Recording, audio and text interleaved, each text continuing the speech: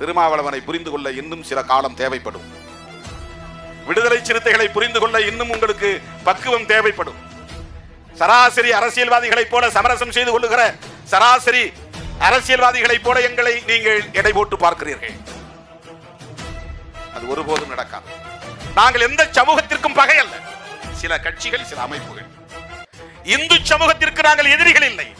இந்து சமூகத்தை பயன்படுத்தி அரசியல் ஆதாயம் தேடுகிற பாஜக, RSS நாங்கள் எதிர்க்கிறோம், விமர்சிக்கிறோம், அம்பலப்படுத்துகிறோம். பாஜகவை எதிர்ப்பதால் நாங்கள் இந்துக்களை எதிர்ப்பதாகாது. RSS நாங்கள் விமர்சிப்பதால் ஒட்டுமொத்த இந்துக்களையும் நாங்கள் விமர்சிப்பதாக பொருளாகாது.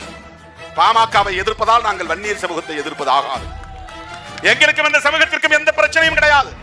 நாங்கள் சகோதரத்துவத்தோடு தான் வாழ்கிறோம், வசிக்கிறோம். கோயம்பேட்டிலே வந்து பாருங்கள், எவ்வளவு தோழர்கள் வன்னியர்களும் ஆதி திராவிடர்களும் இங்கே ஒற்றுமையாக இருக்கிறார்கள்.